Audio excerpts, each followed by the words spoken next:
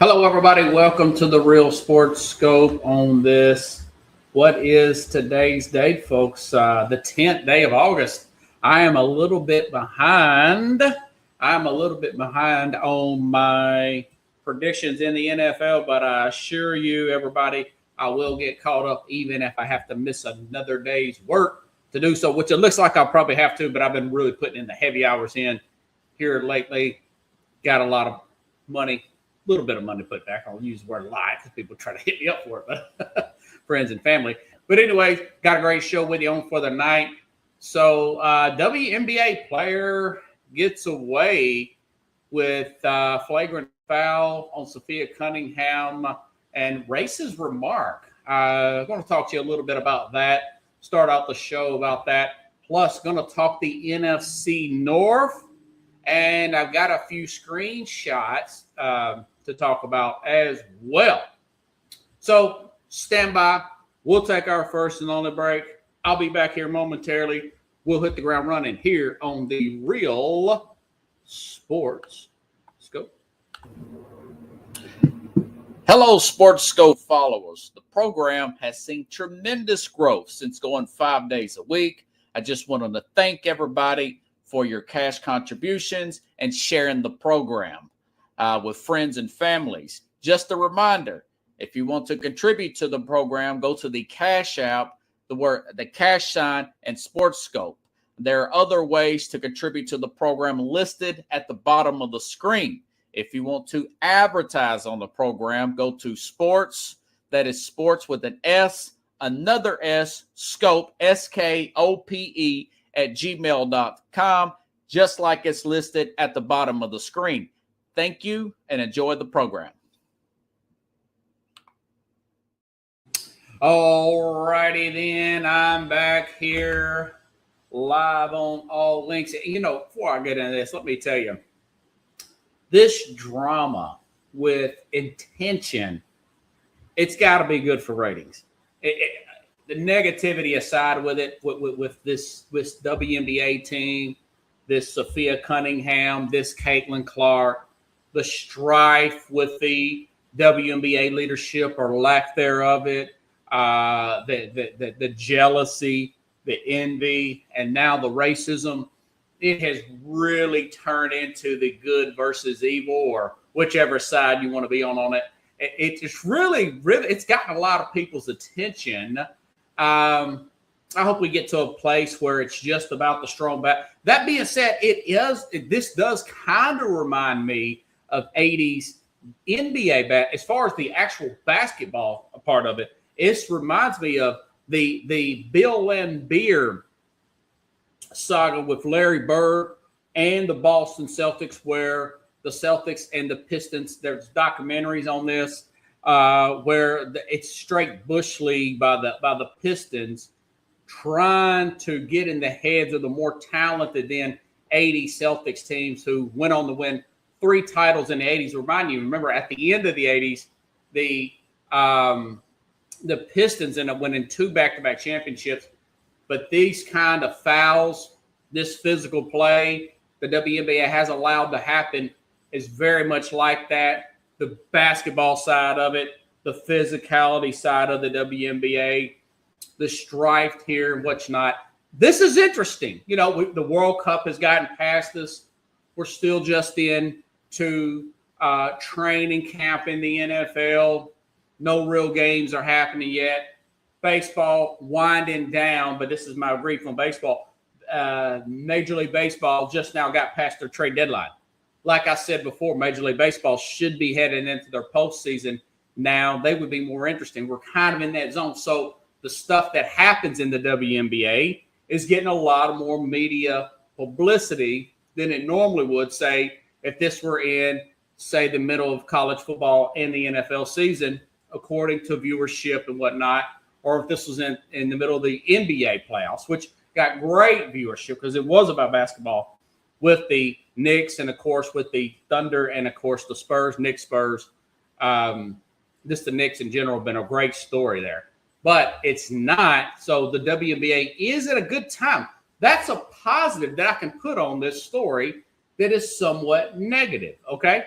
wanted to start off with that. By the way, thank everybody, my new subscribers, and I see a lot of viewers starting to pop up here.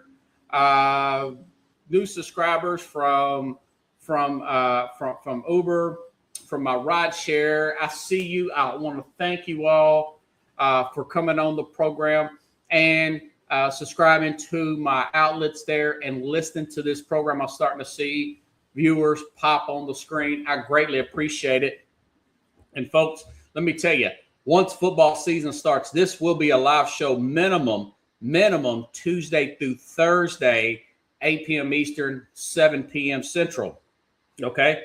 So stay tuned for that once the season starts, whether it be the college or the pro, probably the NFL. Okay, now let's get into this story that has gotten a lot of buzz over the weekend.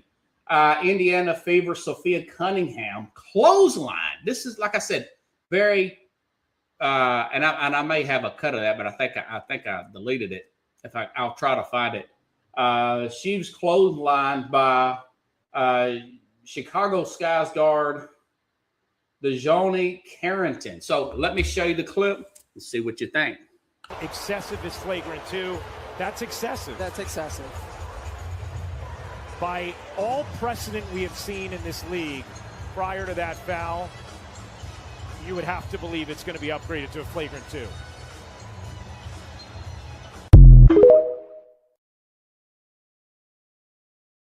Okay, let's see it one more time. Excessive is flagrant 2. That's excessive. That's excessive. Let's see if this. Okay, here are the quarters. Nope, I mean, if you want to be treated To the ground. You know, so as you can see, this was a flagrant 2. She was kicked out of the game. Again, this is DeJohnny Carrington, guard there from Chicago Sky on Sophie Cunningham. She was kicked out of the game and had the audacity to go on Threads, which is kind of like Facebook's version of the X out, and said that was white privilege, which is, I had to look this up on Gork here. And let's see. What did Gork say, which is the equivalent of Google? But they said it right here. And I'll read it here in just a second here, folks. Okay. Gork says this is, wow, I've got so many notes here. You have to bear with me here. Yes, white privilege functions as a racist term in practice. It's a racial generalization that assigns collective unearned advantages or guilt to an entire group of people solely based on skin color. This is a textbook definition of racial prejudice, threatening individuals as avatars of racial category rather than persons of own circumstances and historical outcomes. I could not agree more. Obviously, I mean, that is a given here. I made some more notes here about other NBA incidents. And I'm sorry, folks, I've got so many notes here. You'd have to bear with me here. Okay. Now, there is other issues here. You say, why did she do this? Is it more than just a hard basketball foul situation? Sophie Cunningham has come out and said and quoted as saying that she is she's against biological men playing in women's sports. Okay. This has triggered, and this has came out over the past week or so. Excuse me, I got something coming up on my phone. Sorry about that. This has come out, and over the past week or so, she's gotten a lot of pushback from that. And Caitlin Clark kind of took a nonchalant type of answer. Didn't have a stance on it. Didn't want to cause any kind of commotion. And former NBA players have now went to the stance of what I think should have happened a while back and said Royce White former NBA player, and Enes Kanter said they intend to apply for the WNBA draft and make it a point to stop this ridiculousness. And you know my stance on it. This is a basic comment. This shouldn't be a political thing, but this has been made to be a political statement by certain individuals, both on the right and the left, and it should be. This is the common sense. Biological men should play men's sports, and biological women, should play in women's sports per se.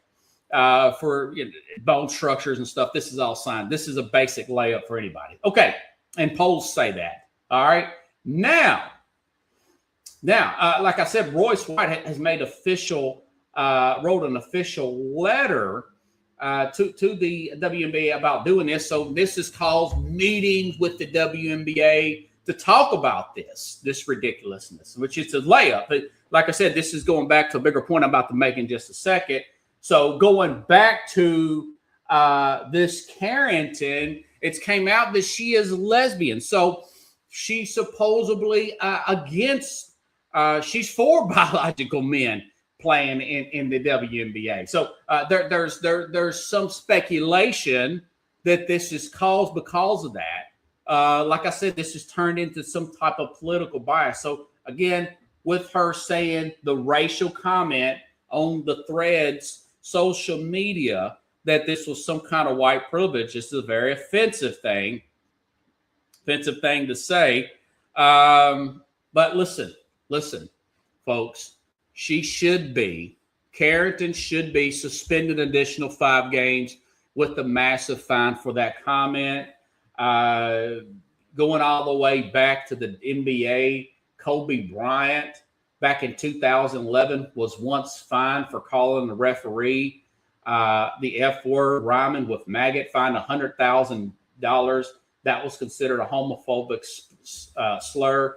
ESPN fired radio political personality commentator Rush Limbaugh back in 2003 for saying sports media made too much of Donovan McNabb's play for that Eagles team back in 2003 because he was a black quarterback. There was complaints by certain media outlets, other media. Washington Post made a big fuss about that, and eventually he was fired back in 2003. Okay, Kyrie Irving was once suspended back in 2022, if y'all remember, for posting a anti-Semitic documentary link on his social media page there. He was suspended like 5 games or something like that. But Stephen A. Smith was not disciplined. He was not disciplined by ESPN for saying Steve Nash got his head coaching job with the Brooklyn Nets because of air quote white privilege. Okay. You can't say that it's not offensive. If that is considered offensive to that particular race or group, okay, that should not be allowed. I'm not saying the government should censor you. I'm saying large companies, corporations, these major league sports companies, corporations should use that as saying if you're calling a black person, they're saying that they're black fatigue. I think that's pretty offensive. When you see, paint all black people in a certain way, if you see a video of some black kids, doing something mischievous, doing some type of crime or whatever, it should be the same type of penalty across the board. Other examples, going back to that Stephen A. Smith comment with the white privilege of Steve Nash getting that job with the Brooklyn Nets and not getting any disciplinary action from ESPN. Mark Jackson, no NBA experience, hired as a head coach. Derek Fisher, no NBA experience, hired as a head coach of an NBA team. Jason Kidd, all former players, point guards, fired as NBA coaches, all black per se, fired as NBA without. So the white privilege thing was just a throwaway, lazy comment by Stephen A. Smith a few years ago about Steve Nash, and he was not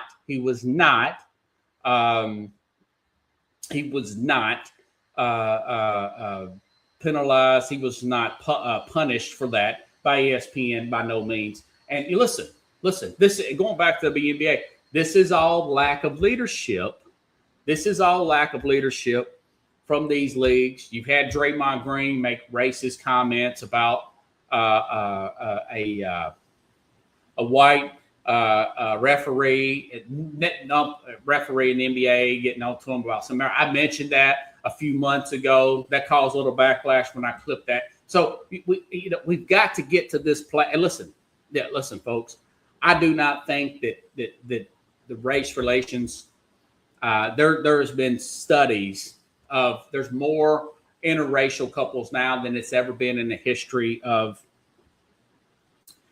society. But I do think that we have gotten to a point where we're so much weak leadership in society of like I said, company, corporations, politicians, whatnot, that we're allowing the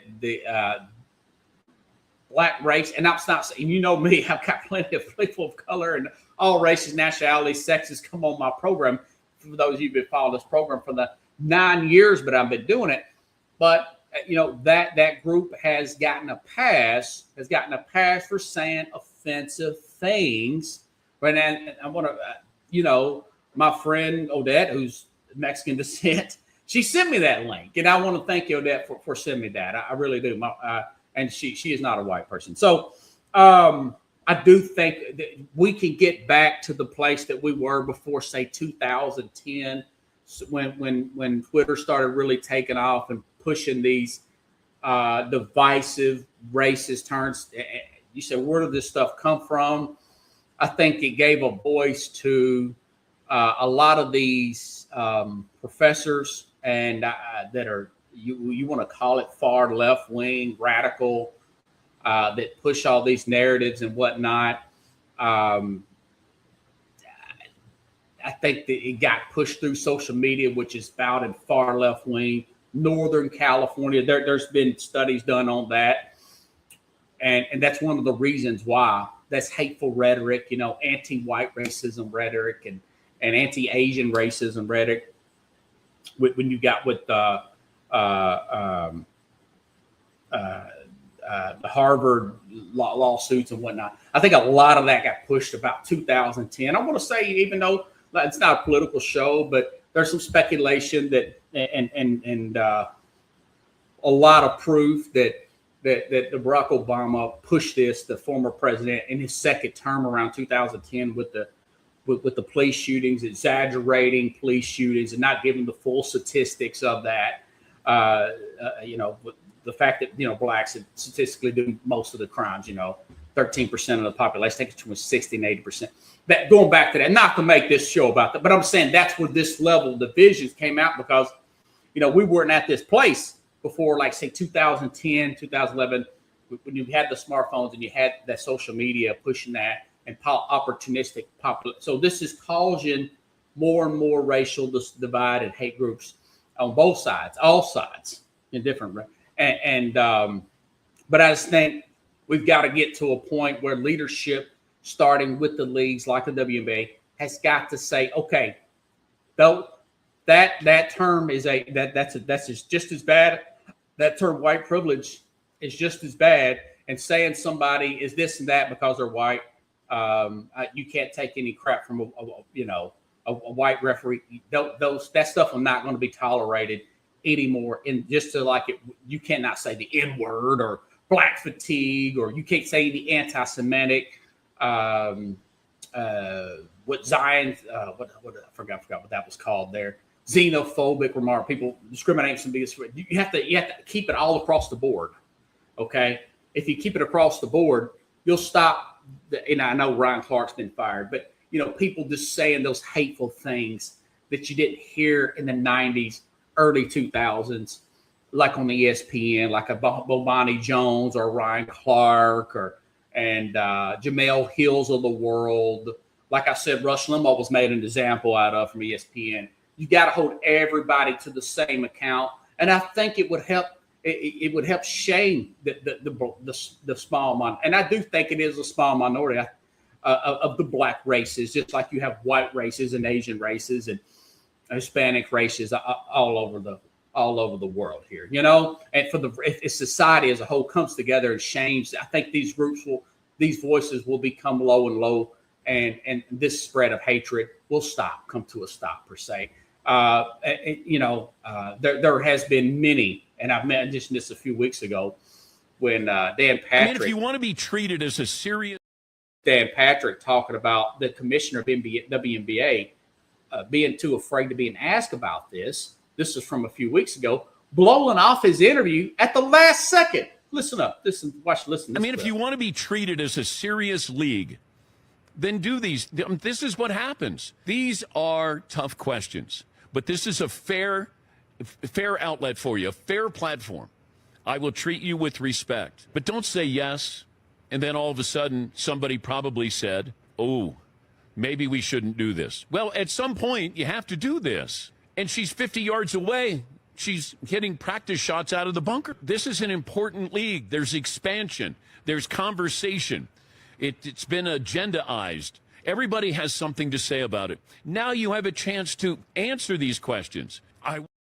Yeah, so I do think that, and there is reports that this commissioner will be fired at the end of the year. She'll be removed.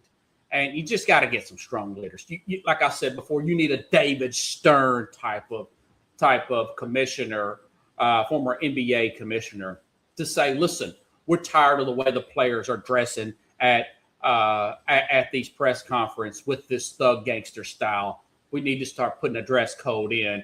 And it really did help the image of the NBA. It really did. And although he was called air quote racist at the time, the players started liking it, rolled with it. And I'm sure they got plenty of endorsements and clothing deals out of it. But that takes a tough decision there. You know, you need a strong leader like a former commissioner of the NBA who's really made it great from what the work that he did in the early 80s with Michael Jordan and making us a global sport and having those hard stances against and having that iron fist against these sort of things and not having that weak leadership. Okay. So I'm optimistic that these problems are going to get solved.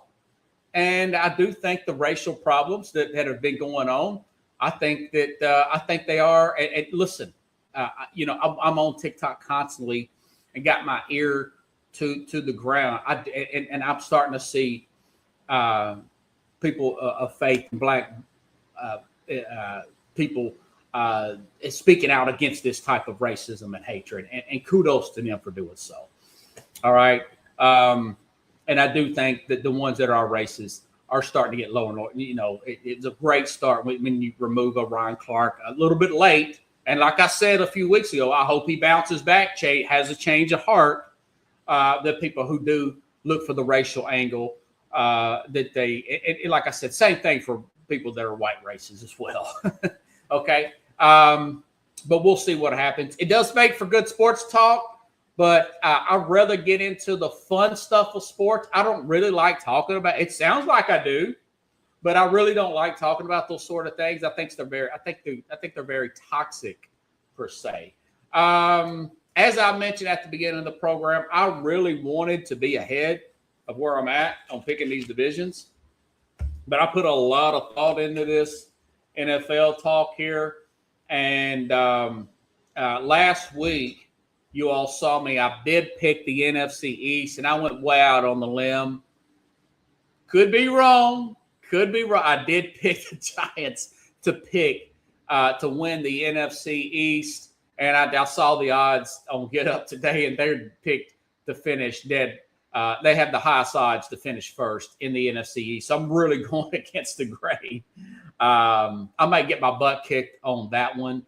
I just got a feeling the defense is really going to come together, and I picked the Commanders to finish last.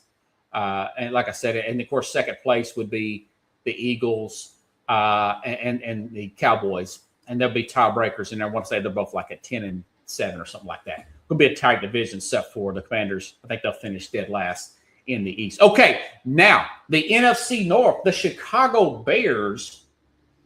Let's see what we got here. Sorry, I get this stuff sent to me here at the last second here on my phone. You know what? I'll mess with that later. All right, the Chicago Bears here. Let's go back to the start of the Bears. There is some pick here. This Lindy's magazine is picking the Bears to finish third. You know, the Bears they were a few plays away from going to the NFC Championship games last year. So I do get a sense that the Bears are on a little bit of they're actually being a little bit overlooked, if really. That being said, there is this write-up here that that this Lindy's magazine says, quote, they showed what was possible long-term way last year by leaping from an offense that was to sixth by a weaker schedule and a remarkable ability to win late. Brought into question how really are they, how much are they the real team? Most NFL teams don't survive by rallying in the fourth quarter for 7 wins or leading the league in takeaways, despite the absence of a strong pass rush or run defense. Okay, so that's what this – and so I had to go ahead and look. Let me see. Okay, they keep sending me stuff here. All right, I had to go ahead and look and see how bad was the defense here of the Chicago Bears. All right, and I went down and made some screenshots here. This was from Google AI. This is about 5 different sources. They finished, folks, 29th in total defense last year, allowing 361 total yards per game. Their pass defense was 22nd. Their rush defense was 27th. I mean, that's towards the bottom of the NFL. They have upgraded their safety play. I like Kevin Byard. They did move off Kevin Byard. But I will say this, they're probably going to put more safeties in the box here. They're going to they added a guy, remember Kobe Bryant from the Seattle Seahawks. And I mentioned this guy in the draft here. And I'm trying to find him. This Dylan Thiesman from Oregon, probably one of the best, other than Caleb Downs, of course, the second best safety in the draft. He is a missile. This guy is going to be athletic. You're going to be able to play him and or Bryant in the box to help with that run defense. We saw how potent their offense is. I do believe in Ben Johnson. Caleb Williams, I'm about 75% sold on Caleb Williams. You saw the weapons that this team has from an offensive perspective. They have an influx of wide receivers. That's why they moved off of DJ Moore, traded him from for an extra second round pick with the Buffalo Bills there, the DJ Moore trade, But, they've also added guys like Devin. But listen, Devin Bush, linebacker, I want to say he played for both the Steelers and the Ravens, per se, here. Kobe Bryant, Nevin Gallimore signed a 2-year deal at defensive tackle. So I do think the Bears, they're going to improve enough on the defensive side here. This magazine did also say that this cornerback here, Jalen Johnson, remember he signed that big deal a little while back here. They said he's technically on the hot seat here. This is their great corner, Jalen Johnson. This is what the write-up was. Considering Johnson's 2025 season, the safe expect his conditioning and workouts will be heavily scrutinized by the team. Johnson suffered an off-season groin injury. Personally training prior to last year's training camp, needed surgery. He played only in 19 games, and never resembled the Pro Bowl player held been just getting back healthy enough to play admirable. But the Bears paid him $76 million over 4 years on that 2024 contract extension. He's missed 24 games in the last 6 years. and play the full season only once his contract can be disposed by the end after this season. So I don't know. I think he can bounce back. I think this safety play, you say, well, what about, I don't know, defensive back, rookie, but you're also bringing in veteran Kobe Bryant, who played really well with the Seahawks last year. Ronnie Lott, some of you older folks don't know, Ronnie Lott, one of the greatest safeties of all time, I want to say he won like Defensive Player of the Year his rookie year, and of course Defensive Rookie of the Year, and helped propel the 49ers to the Super Bowl. That's how good a safety he was. So he was a safety. Now you can't do some of the stuff he did, but I'm just saying, for example, a player like this can help a team out a lot. So I don't think they're going to fall down that much. They've got 10 guys on offense coming back from last year, and you saw the kind of weapons that this team has. By the way, they've Darrell Wright, they extended him in the offseason there at right tackle. Very good move. I know Luther Burton is a little banged up right now, but looks like he'll be ready for week 1. But you got Cole Kmet, Colston Loveland there. Romaduzzi had a foot injury last year, and they were still 6th in total offense there. And, of course, you got DeAndre Swift there at running back. This team was right there. They were a few plays away from the NFC Championship game, and now they're being picked to finish 3rd in their division. So, listen, their schedule is pretty tough. They got to play – they got Philadelphia this year. They got to play New England this year. They got to play at Seattle this year. They got to play Jacksonville, Buffalo, and, of course, their divisional opponents, which is not going to be an easy out. All that being said, I got this Chicago Bear team finish 11-6. They're going to be right there in the mix of things, okay? So, listen, I think they're going to play a lot of those safeties in the box. I think Johnson's going to have a comeback year. I think this offense is potent enough to be with the absolute best of them in the NFL. You saw how they finished last year against Green Bay, coming back 21 points. Just an overtime loss to the Rams last year in that particular game. Okay, so they're going to be that much more confident this year. And of course, it's going to be on Caleb Williams if they don't, or the defense if they don't. Okay. And of course, you still have, with Caleb being on his rookie contract, if things do look sluggish, they can always make a trade deadline move to one of these bad teams and bring some help in from a defensive perspective, which that deadline is usually around November or so. So, in the Bears, I trust to make a run and get back into the playoff hunt, finishing 11-6. Okay, now the Detroit Lions. So the Lions, they were in the news a lot. They were in the news a lot for the wrong reasons in the offseason. If you're a Lions fan, Terrell Arnold got into some off-field trouble.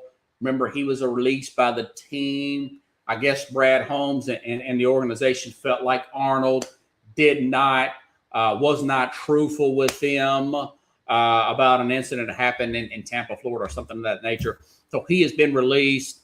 That is not good per se.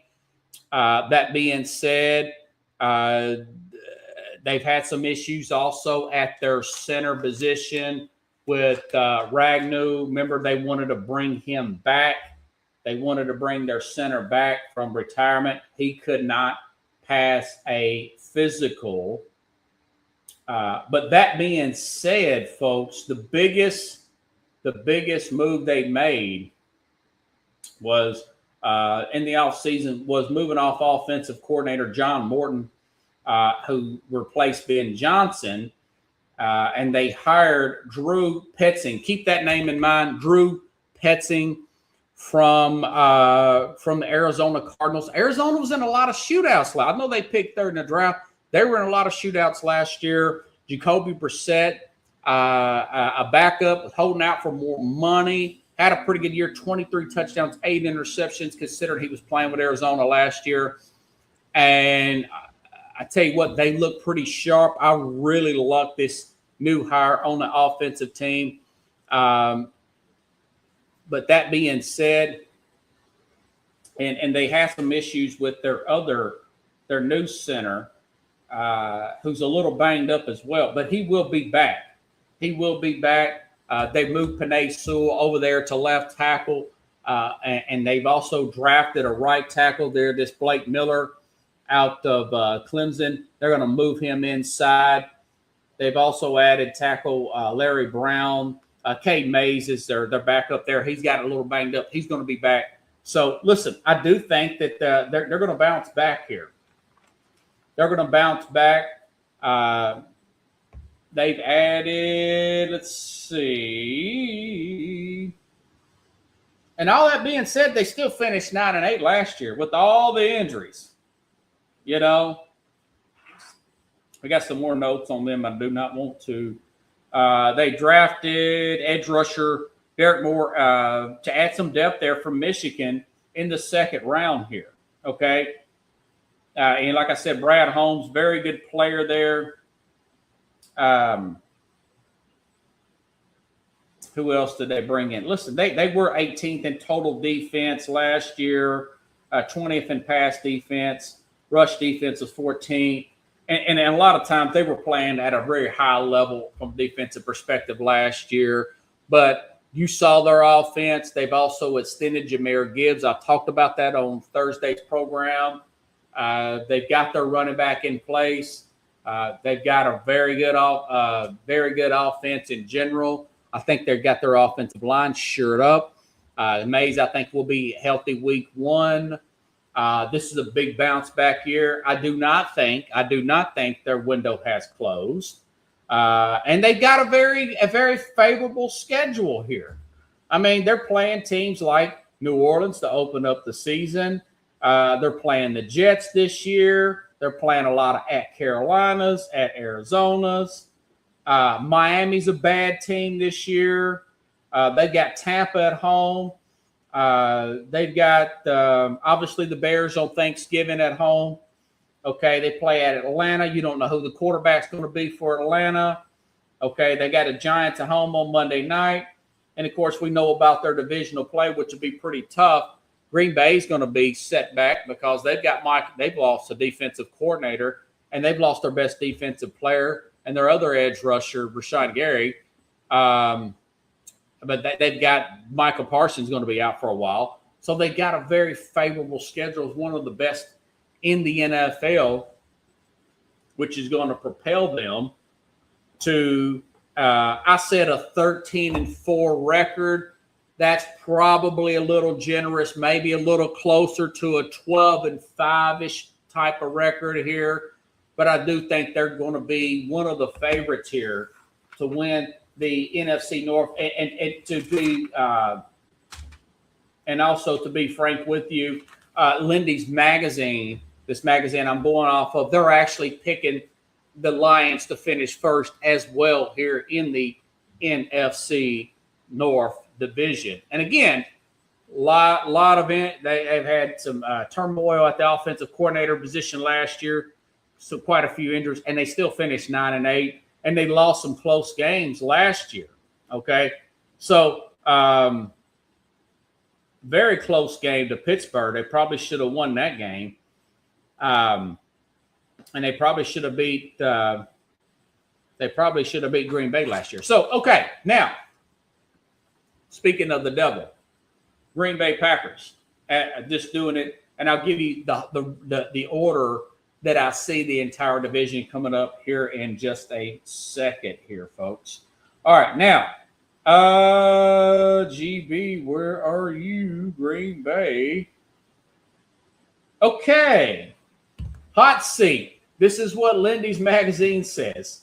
Matt LaFleur. Remember how ticked off I was when they blew that 21-point lead against the Bears in the playoffs? I thought maybe they should move on from LaFleur. I think this guy.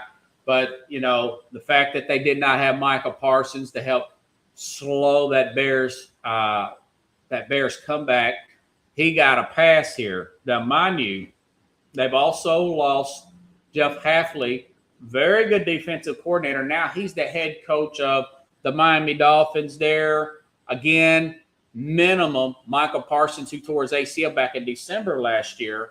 Michael Parsons will be out at least 4 games to miss the start of the season. We don't know if he might not be back until 6 or 7 games with the new defensive coordinator. No Rashawn Gary, no Michael Parsons, no Hafley. By the way, didn't I mention that I want to say Josh Jacobs had a little bit of issue, and they've also they lost defensive tackle Javon Hargrave. So, no, they added Javon Hargrave, excuse me. They added him at tackle. They lost Malik Willis, their backup, but they did, and they've also lost Romeo Dobbs in free agency.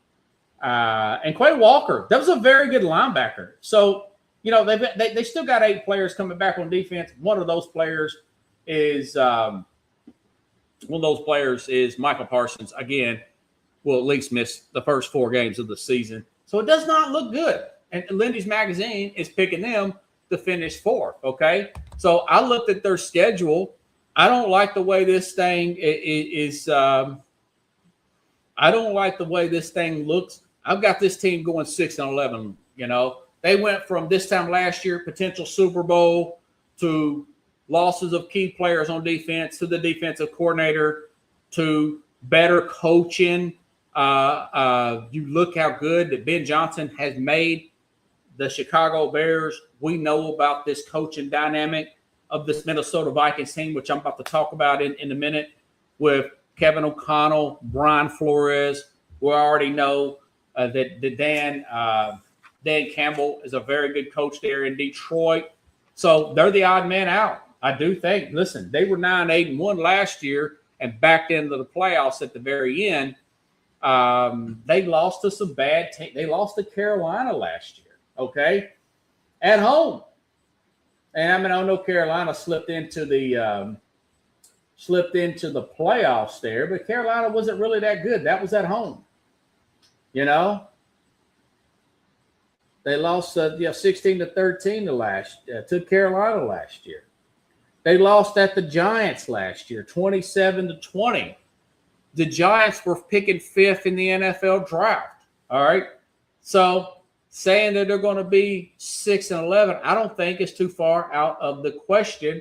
And maybe Matt LaFleur, I know that the team is owned by the city, and some of the Packer fans that I've talked to still like LaFleur. He's probably offensive coordinator material only. They've blown a lot of big games. Okay. All right. Probably more of a coordinator than a head coach, which is, you know, more of a CEO type. Okay. Now, moving on to this Minnesota Vikings team. Like I said just a minute ago, probably the best 1-2 punch there. Kevin O'Connell, dealing with the offense, getting everything, multiple quarterbacks last year, including Carson Beck, J.J. McCarthy. I mean, you name it. They went through some quarterbacks last year, and still finished again 9-8. They brought back Brian Flores. His contract was up. This guy's getting $5 million a year. Probably he is worth every penny of that. Kudos to the Minnesota Vikings for giving him that kind of money. I would have paid him that kind of money to keep a guy like that on my staff here. Now, they did lose their edge rusher here. Is one of their biggest losses. I think it was Keeneland. Jonathan Greenland. But overall, they still got 7 players back on offense and 11 on defense there. 11 on offense, and now they've got Kyler Murray, basically paid peanuts for him. He's on a rookie, less than a rookie deal there, a league minimum type of deal there for league type of thank you, Kathy, minimum deal there, and they're paying him nothing, less than a first-round rookie. So, as I mentioned, when that happened back in the offseason, I said Murray is going under Kevin O'Connell. We've seen what he can do in short stints with players, guys like Josh Dobbs. Remember, he brought Josh Dobbs in with just less than a week's practice, and they beat the Atlanta Falcons on the road. This guy's a quarterback whisperer. So now he's taking a guy, a former Heisman Trophy winner, first overall pick, Kyler Murray. Although he's undersized, I think they will, like I said earlier, I'm not backing up on that. I think that they'll look good, and I'm being generous by saying this, the first 6 to 8 weeks. Then the injuries will start to mount up. Ultimately, I think McCarthy will end up winning that job, okay? They open up against Green Bay. I think they'll beat Green Bay. I actually think they're going to knock out Chicago in week 2. But they got teams like Miami, New Orleans.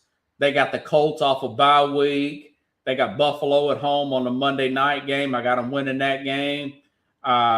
They got teams like Atlanta, Carolina at home, Washington at home, at the lowly Jets, who may get the first overall pick. So I think this is going to be a pretty good football team, 10-7. They'll be better, one game better, because, like, again, they'll get off to a great start with Kyler Murray, first 6 to 8 weeks. He'll get banged up. They'll have to use McCarthy. McCarthy will look good early, and then he'll kind of he'll fizzle out. But the defense will keep him in every game. They've got a lot of big-time skilled players. We still got Justin Jefferson there. Decent running game. Very well coached on both sides of the ball. So I do think they will be a legit playoff contender. Again, 10-7. So let's go over the NFC North standings so I can clip this and put it out on my social media links later. I've got Detroit winning. Probably a little too generous towards Detroit because of some of their losses. But I do like the fact that they've got the right offensive coordinator, I do believe, intact. They've got their main key pieces there back. I think they rebound. I said going 13-4. That may be a little generous, maybe closer to a 12-5. But I still got them winning the NFC North this year. I got the Bears. Although a lot of people said the Bears are going to step back. Listen, the Bears are a few plays away from getting in the NFC Championship game last year.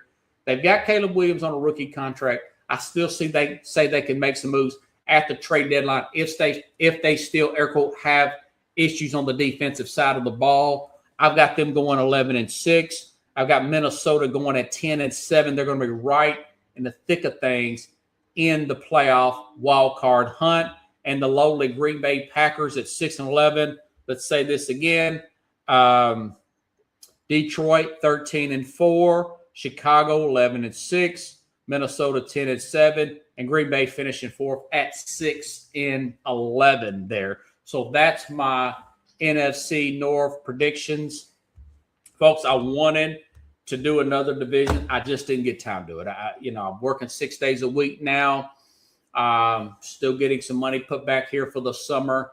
I will get all the divisions in before the season starts. Thank God Labor Day starts about a week later. I will also get, like we talked about Thursday with the Mad New Yorker, we're going to get those college football playoff predictions in as well. Also want to remind you of some other news and notes that I noticed that's happened since since I've last talked to you, and this afternoon. Defensive tackle for the Cowboys, Quentin Williams, $3 million, 3 years. Excuse me, not $3 million. They wish. 3 years, $105 million extension to defensive tackle Quentin Williams. Remember, he was traded from the New York Jets to the Cowboys around. That was another one of those big trade deadline moves. Jerry Jones pulled the trigger on that. Now, mind you, the Cowboys, I also had them at 10-7. So I think they're going to be battling teams like Minnesota and some tiebreakers there. They're going to be battling Minnesota to get in that playoff position. If this very young defensive coordinator is somewhat decent. By the way, the Cowboys are putting out clips of Caleb Downs absolutely balling out, folks, in training camp. He's going to have that big impact, like I said, this Theismann guy is going to have for Oregon, from the Oregon product going over to the Bears. I think both of those safeties, especially Downs, is going to have a big effect there with that Cowboys defense. So they got their tackle set up there, defense tackle, which they needed to help them stop the run. They were horrible last year, one of the worst in the league some weeks, in the middle of their defense. And they got that back end covered with Downs. I think they're going to play really well there. And they got some help there up front with Gary, and they drafted another player in the first round to help them up front defensively, although it was thought to be a reach there. The UCF player, I can't remember his name, that Nick Saban said was a bit of a reach. I think it was at 23rd or something of that nature. They had the 2 first-round picks. So, like I said, if this guy is a decent coach and the Cowboys can get there, I think that 10-7 is not exaggeration. Maybe they go 11-6. You never know. Maybe they win the division, because I know they're going to be there offensively if they keep Dak Prescott and that offensive line intact and keep those guys upright. So that's a big news. Kudos. Cowboy fans have to be excited about keeping a player like that. No disgruntled players coming in that I know of, other than maybe a George Pickens, who's going to play. You want to keep a guy like that balling out on that franchise tag there, wanting to get that big deal from somebody. I see him playing really well opposite of CeeDee Lamb for the Cowboys coming up in this particular season. As I mentioned the other day, this is still happening, still being clips shown out, still being reported that Shedeur Sanders with the Cleveland Browns looks to have the edge right now.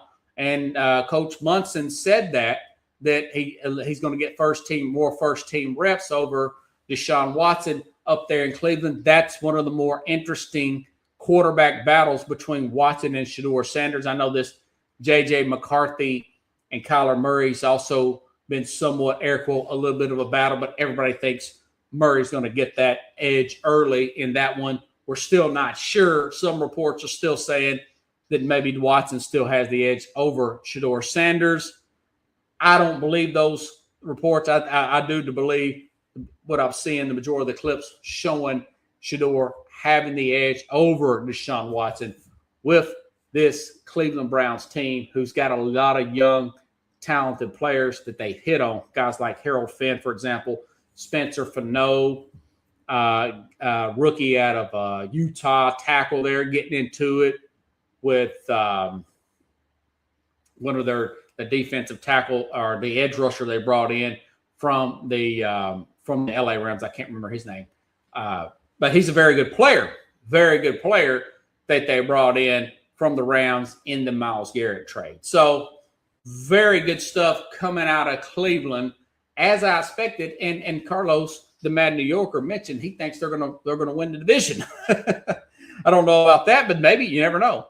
There's a lot of holes in that division right now. Okay, it's very winnable if you ask me. All right, folks. If you like the show, share the show. I'll be back on here. I could be back on here live this week before Thursday with the Mad New Yorker, but you'll see me on here. I may have some issues with my tags, and I may not be able to work one day, but I think I'll get it squared away. But if I don't, I'll be very happy to come on here, because I got to catch up at some point and get you some more of these divisions picked. We're running out of time before this great NFL season starts. This weekend, we're going to have a lot more preseason games to talk about coming up. So I can't wait to talk about that. If you like the show, please share the show. And again, if you're watching and you have not subscribed, please subscribe to that at the Real Sports Scope YouTube channel. Thank you, and have a good night, everybody. I'll see you next time here on the Real Sports Scope.